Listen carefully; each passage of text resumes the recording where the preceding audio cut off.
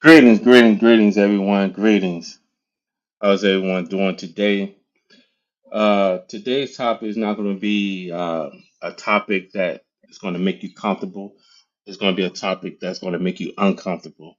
And I also have a guy on my podcast that's been through the ringer, and he's has redeemed himself. He's turned his life around.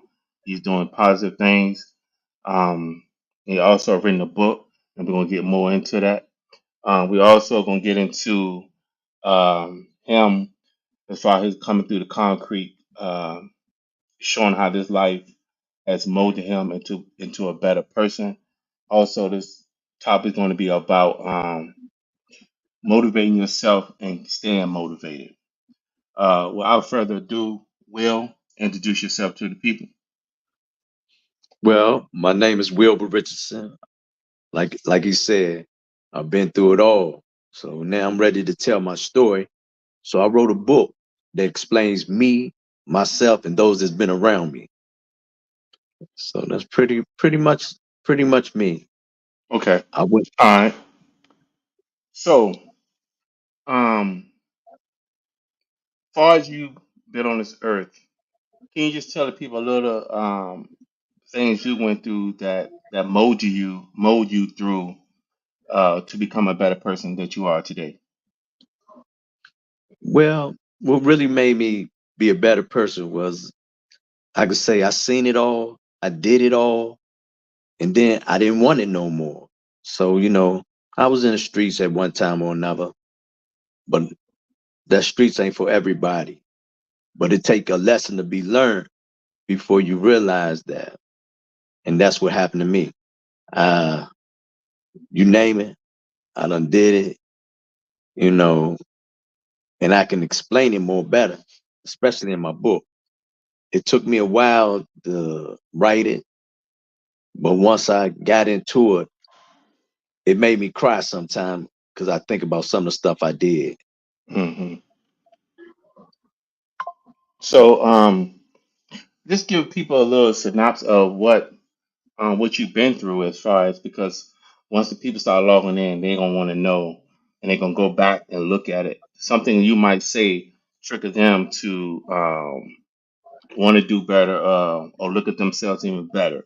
So just give a synopsis. Don't have to go in detail or anything like that, but just give a synopsis of when you mean say when you've been through it. Okay, I've been shot, been stabbed, left for dead, but Hmm. I went through that. And getting shot or stabbed, if you know what I mean, that's something hellified. And I've been through bad breakups. I've been through terrible relationships.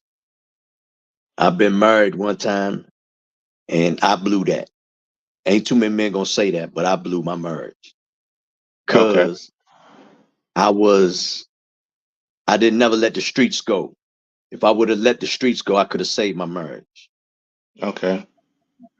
So do you have any regrets by you going to prison or do you have any regrets as far as maneuvering through the incarceration, being shot, being stabbed? What kind of relationship did you have with your kids? I got a pretty good relationship with my kids. I let them decide how they want to deal with me. And I got to accept the way that they do decide to deal with me, considering I have quite a few children. Hmm. My, my version of quite a few is I got 7 boys, 5 girls, 11 grandkids, and one great grand. Hmm. So, it doesn't make me a bad person, but it makes me a person that grew. I grew up. Okay. Hmm.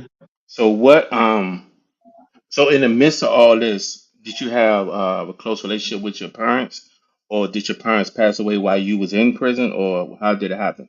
No, I actually got out and was able to be with my parents. You know, we had fun.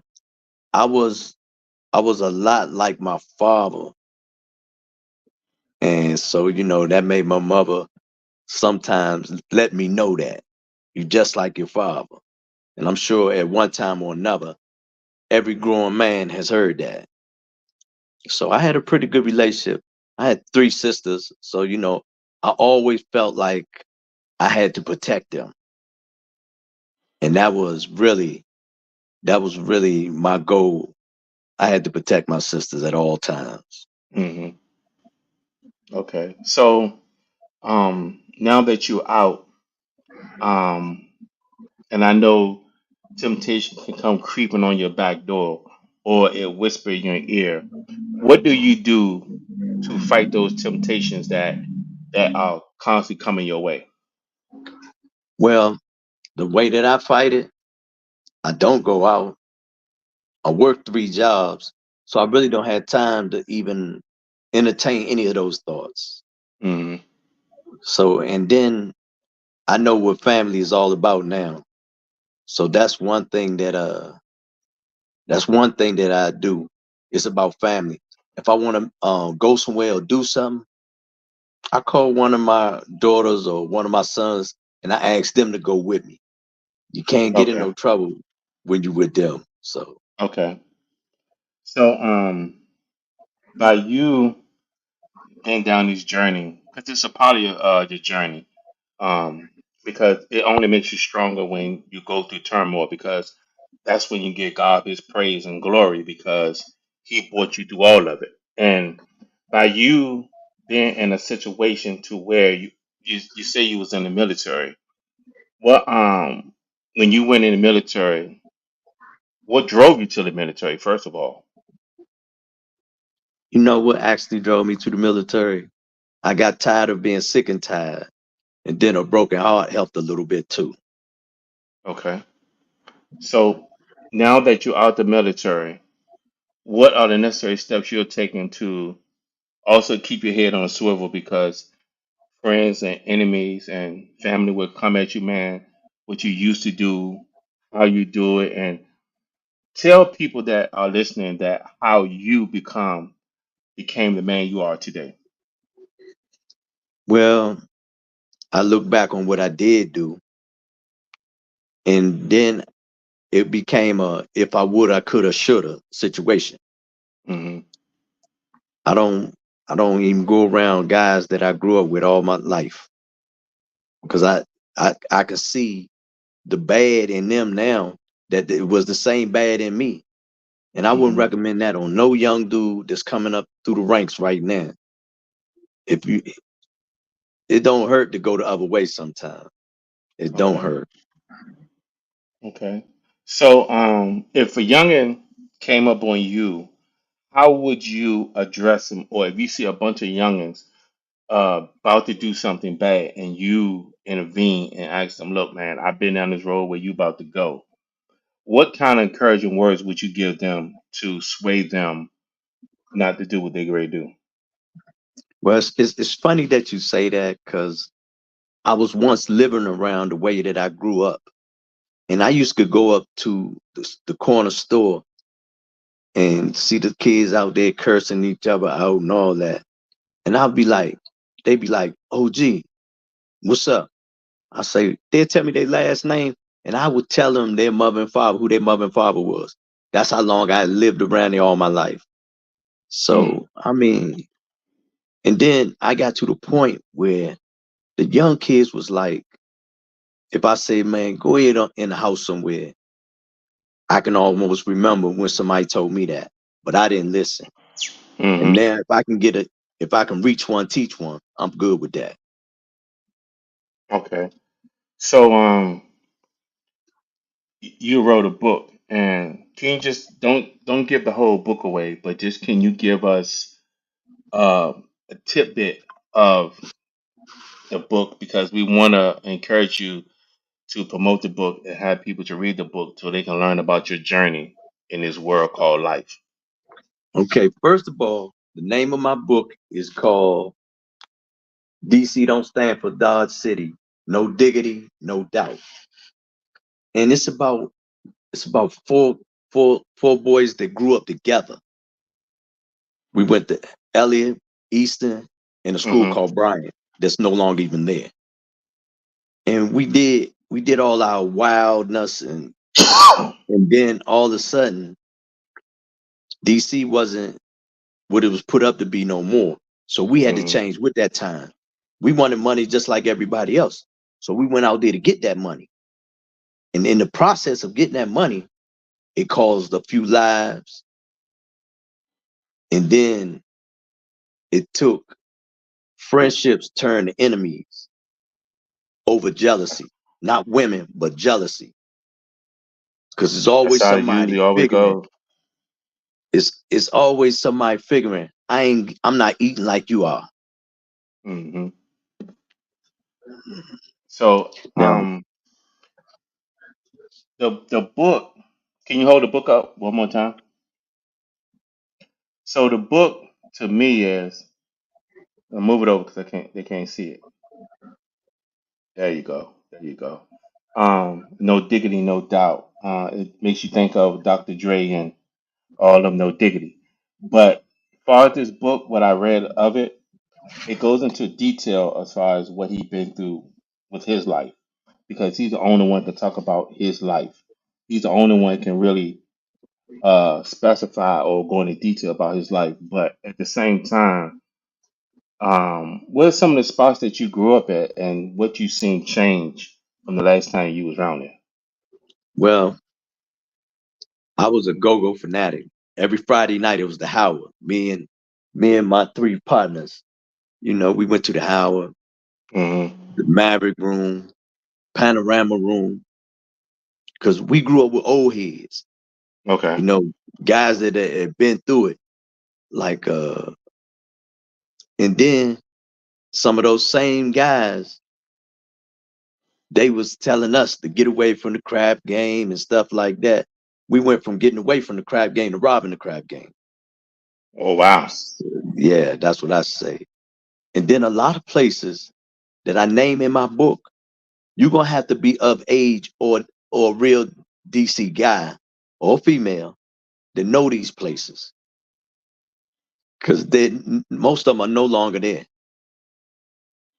And Where's then some of the spots that you grew up? Name some of the spots though. Northeast, northwest, southwest. oh, I'm a Southeast man, right in front of Eastern High School. So I mean, drugs have been flowing there for years and years at a time. And so just in we had to. Well, somebody must was calling him at the time. That's why he was fading out. So he's gonna log back in. But until then, I'll just carry. Um, I just want to say thank you guys for even coming on um with the podcast. At the same time, I just look at it at we as a people got to understand we have to learn from our mistakes. We cannot continue to keep living the way we living um, with our life. We take life for a joke. We take life for granted, and we take life. I'm gonna live here forever, and we can't do that. And the thing about it is that we as individuals must learn from our mistakes. We could not continue to allow anyone or any family member to dictate how our life is and how our life's supposed to go. So he's back in. Bring him back up to the room. Oh yeah, Will. because we were going like I tell you where a lot of places that a lot of people don't know unless you're really from DC. We used to go to a place called the Room. It was right behind the town theater, sit in the Mm, alley, which used to be Greyhound bus station. wow. And I mean, we just had a crew. We had a car, and neither one of us had a license. If we did some dirt, that car be gone. Mm, You know, I can remember a story one time where A bank that got robbed on 8th and H. It got robbed on 8th and H. They pulled us over in the car and made us strip down. I mean, that's how Mm. bad the police was back then. They Wow. had some, yeah. And 18th, around my way was 18th and D, Potomac Gardens, Capers, all that was right there. Mm. And I went to Bryan Elementary School. It's no longer there, but our rival was Payne. Then I went to Elliott. You went to Little E, and then you went to Big E. So we Wow. had a lot of we had a lot of heroes that came through the rankings as well. A lot, Mm-hmm. you know. I I can go on forever watching the old heads come up and wanting to be just like them. Mm. But believe it or So, not, I was scared of my mother finding out ever of what I did. That's my biggest fear was my mom's finding out. okay. So I definitely want to pinpoint on that when your mom's found uh, you kept everything from your mother, but at the same time, um, the reason I want to keep hitting on this is because I want some young kid to run past this podcast. And when you went in, can you give stories of the time you went in, what you saw, and because I don't want nobody thinking that this is just made up or we practiced No. this before we came on. I want you to go in depth as far as what you saw there in Lord and Aquan and behind the wall and all the places. Well, the craziest part about the Lord and Adventure, as time went on, I became a correction officer. Mm. I was a correction officer that was still doing dirt. I went to prison. In the same prison that was a guard at, I um I became a inmate there. Wow. Yeah, I became an inmate there. But I Mm. can't say that I didn't run into my troubles. But a lot of people that remember me from the street remember the type of dude I was. I didn't have no problems being a correction officer. I didn't have any problems being a Mm. correction officer. But my Wow. problems came when I became a inmate. Mm. I know that's right. Then I went from I went from there to the federal system. And anybody that knows the federal system, DC the most hated is people in the federal system. It's cause that everybody else call their crew a gang. We just call ourselves the dudes that's looking out for one another. Mm. And I went to the most feared place off the break, which was Bloody Beaumont. Anybody that's been locked up know about Bloody Beaumont.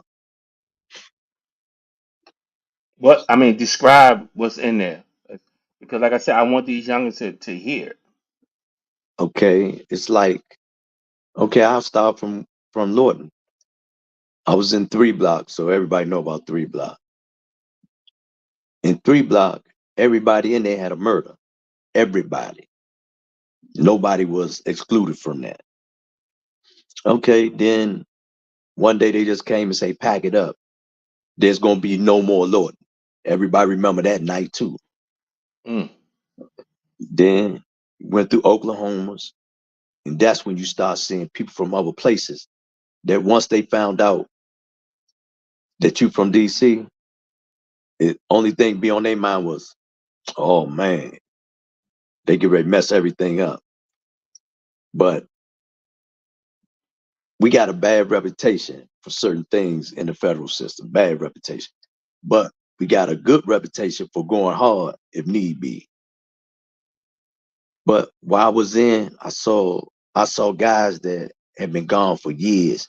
And you know the only thing that we could say to one another, man, I thought you was dead. Mm. Good Lord. Yeah. Yeah, that was it. That was the whole conversation start right there. And it ended right there. Yeah. Mm.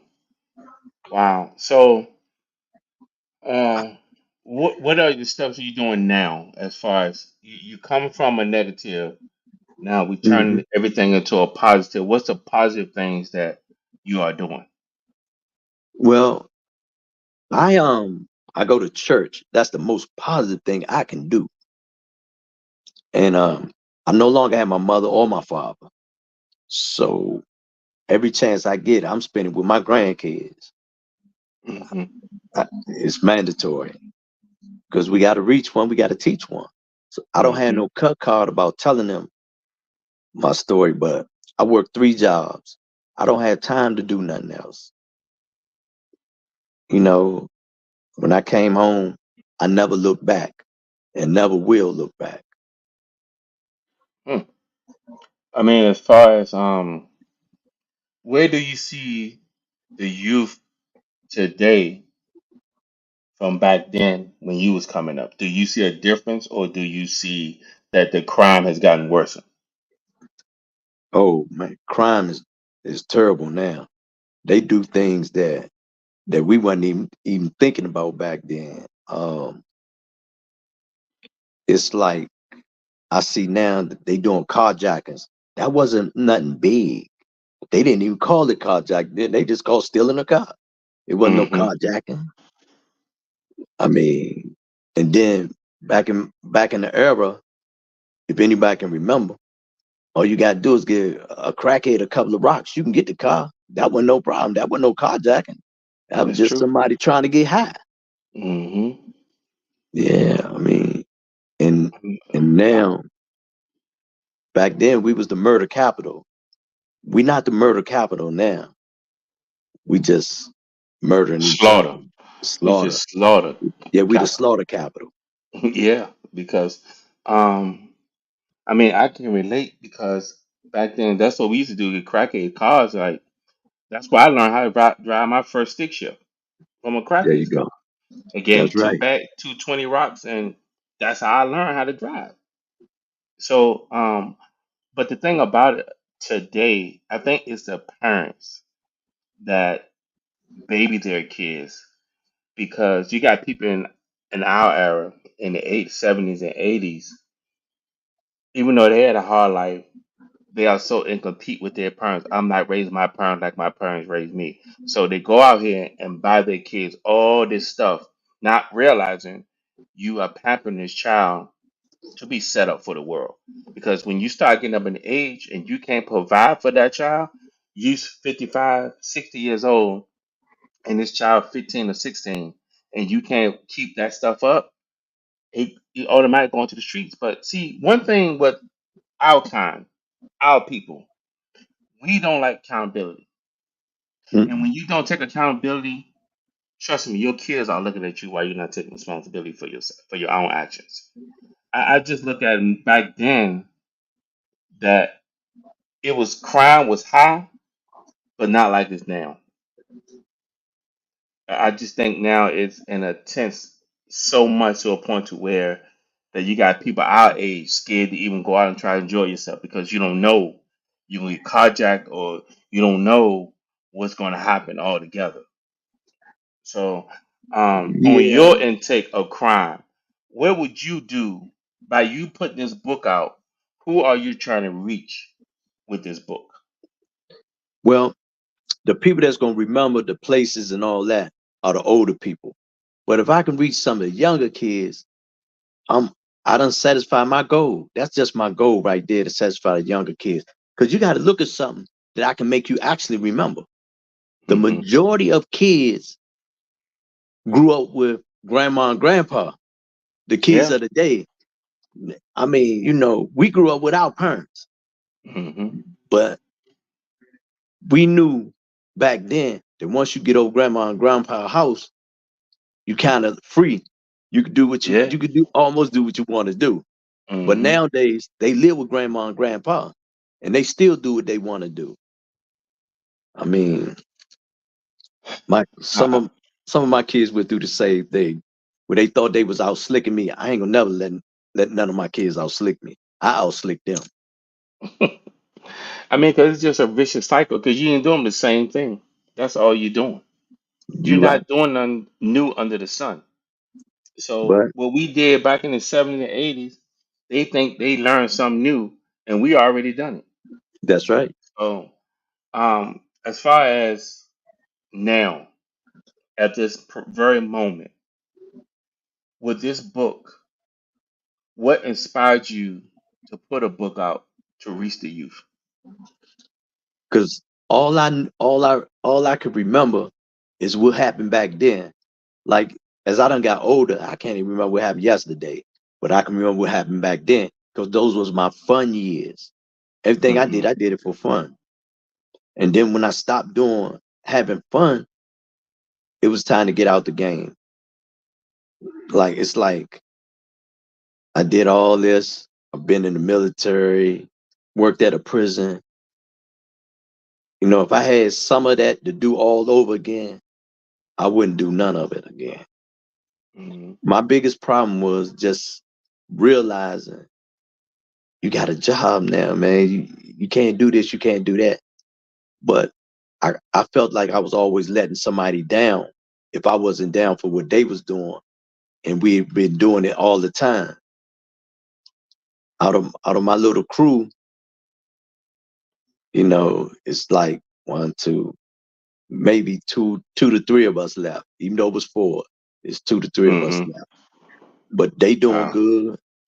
We still get together from time to time and we talk about the old times, but we don't have nothing to say about the new times. Yeah, exactly. I mean, because I mean, if you gotta look at it, everything changed. I remember eating a piece of chicken or pork chop that was really good. Now you don't know, you eat plastic or paper.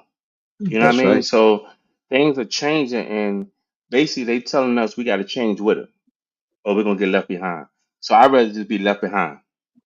I There don't you want to go. learn what they doing up today.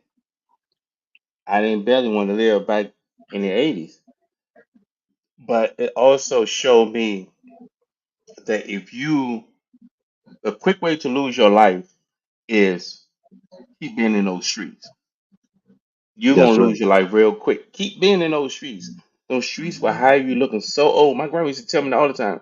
You keep being in those streets, you're gonna look older than me, and I'm 72. You're gonna look like you're about 1,000 years old, and you only 25. Them streets True. will weigh you down. True. I Yes, they mean, are. because you always chasing, and you're not Mm-hmm. never happy. But you done your time. You paid your debts to society. True. If there could be one youth on here right now, what would you tell that youth right now? I would actually tell them you got to think before you make a decision. A lot of peer pressure means a whole lot to a lot of people. I mean, especially kids. Oh yeah, my man and them getting money. Okay, they getting money. I'd rather be broke than to be getting that type of money nowadays. It was Hmm. fun. It was fun while it lasted, but I was never a thousand or a millionaire. I was never a thousandaire. I was never a millionaire. I was just happy to have some money in my pocket. Mm. The, Back then, the biggest thing was to go downtown to Woody's and Cavalier on F Street, Fort Dues, and just get some clothes. That's it. Hmm. Because Yeah, back then they had what Calvin Klein's and yeah, Calvin AJ's back then, Klein, right? AJ's. You might get Did you? a jean, you might get a Levi jean outfit, but all that came from down on F Street. Or you can go to Rich's or Hans and get some nice gorilla boots or something. I mean, but if you had a pair of hustler boots, you was tight. Or some super Hmm. Tims, it was tight. But nowadays you can't even find some of them styles. A lot of people try to bring them back, but like the good old captain hats, you can't even find them no more. Yeah, So yeah. You can't even, and they you can barely find the bucket hats. that's You right. you yeah, you can barely find. You got to go like really on a scavenger hunt for those. Because back then the bucket hats was the thing. Yeah, but check this out. Now they got Amazon and all that. Back then it was Spiegel. You know, you go Yeah, to up against Spiegel, the wall. up against the Uh, wall, yeah, Montgomery Ward. And yeah. I remember Morton's, MORTONS. was the number one spot. Yeah, You for go to everybody. Marcus, get you some Levi's, and and then everybody done adventure there one time or another. McBride's, but I can see Wow. those was good old days. Remember the Hmm. all night movie on Friday and Saturday night at the Yep. Lincoln or the Senator. So yeah, I mean, I just look at it now like it's really, really, really, really sad to see that things have changed and we cannot get with it though. We can't even. I just look at it now that what we going to do as far as this because at the end of the day, man, um, we got to either change with or be left behind. that's right. You know what I'm That's saying? right. So, but before we get up out of here, I want you to give your information to people where they can reach out to you through Facebook, IG, TikTok, where people can actually find you about the book and question you more about the book. Okay. I'm on all the above, but Facebook, Instagram, I'm on all of them. So just reach out to me. You can't go wrong because the majority of the people that I communicate with is all at Eastern High School. I'm a Rambler, so the class of '83. I'm talking to y'all. Come on out, support me. My book gonna be in a store near you soon, or you can contact me and I'll make sure you get a copy of the book at That's a right, and small and they're gonna be signed, debt, and and it'll be signed. the book will be signed. So when the book become a top-notch book, just know you got your edition signed already. That's right, because I want people to when they read my book, they was like, I was in class with him. He ain't seem like that. That's how good you hide things nowadays. Hmm. Well, I definitely thank you for coming on, Will. That's Um, right. Sean, can you put the book up one more time, though? I I'm glad that you invited me, man. Reach one, Yes, teach sir. one. No diggity, And no doubt. no diggity, no doubt. And So, is this coming on hard copy? yes, matter of fact, I get my hard copy starting tomorrow. So I mean, That's, that's what's up. now I'm an official writer, and that makes me really feel good. And I'm now you was missing now. You being a rapper. yeah, but I'm writing a trilogy. I'm gonna write a trilogy. That's a big word now. But I'm gonna write a trilogy in reference to my book. So when you get finished reading part one, there'll be that part two. That's right. It's coming. That's right, That's it's right. coming. Thank you so much, Will, for coming on the Truth Show. Definitely Okay. appreciate you. Hey man, you know you're always welcome to the Truth Show. And before we leave, I want you to leave something positive for the people, man. Uh, Think before you react. Just plain and simple. Think before you react. That's right. There's consequences if you don't think. So I Yeah. want to say thank you all, and I'm gonna say peace be unto everybody. Have a good one. Okay.